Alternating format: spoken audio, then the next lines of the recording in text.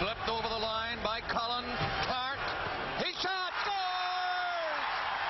Wendel Clark took the shot, Waugh got a piece of it, and the Leafs lead 1-0. And this baby is over.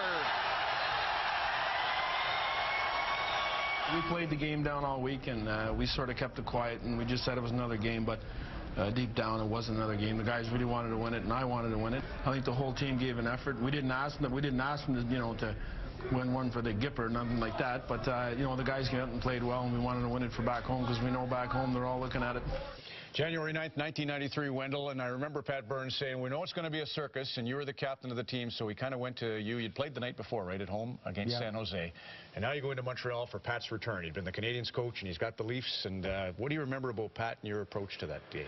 Well, Pat was probably a little more quiet because he knew the build-up was already there. He didn't have to do any of that, and Pat, being the gruff guy as he was going to make sure we were ready and probably say you're going to do it your own way and play the reverse psychology and everything, but it was a huge thing, and all the players, I think, could feel it because the build-up between Toronto and Montreal as it is, and then Pat going back, so we knew it was a big one for him.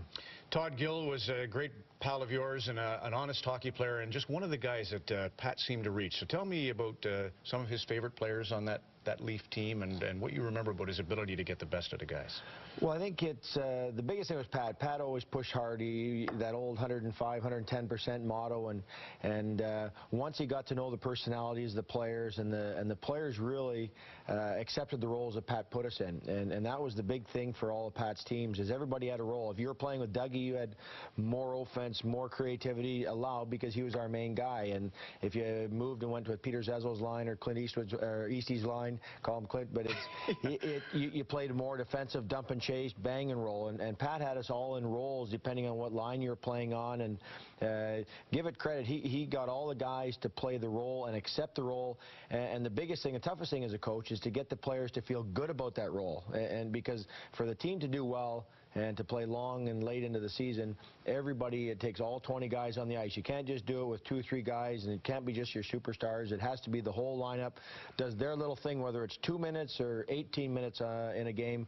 You need all those guys pulling. Glad you brought up Peter Zezel. He'll sit right down and have a beer with Peter tonight and watch this game. You played on that line with Rob Pearson, so he was always, it seemed to me, after you, Wendell, to rein it in a little bit because you were like a ball of fire all over the ice. Is that true? Like, do you remember that about Pat coming to you and saying? Well, Pat, a lot of times there'd be series. I remember the series against Detroit when we beat them out in 7, and the biggest thing, we were down 2 games, and before the series even started, he said, "You're not fighting Proby," because you knew darn well something happened. They were way ahead in the series, and he said, "We're not going to fight Bob."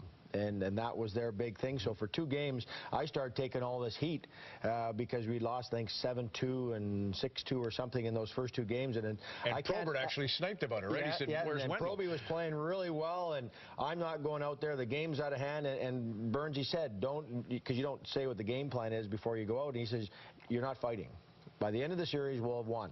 But don't," and he had a game plan. He wanted to stick with it. And by game 3, we won. Game 4, we won. I think we won game 5 as well. So the game plan took over. So he had, a game plan all set up beforehand. He didn't want me to go out and get caught up in that, I guess. So he put the reins on early, knowing that I played a lot on emotion. So he said, if the game starts going one or the other, I'm just going to already tell him you're not to do that. So Pat already had it going, and then by the 3rd series against LA, he didn't say there was no fighting Marty. So it was a whole thing that he had the game worked out in his head a long time before. Wish we had more time. You were a great captain and a coach combination. A lot of fun.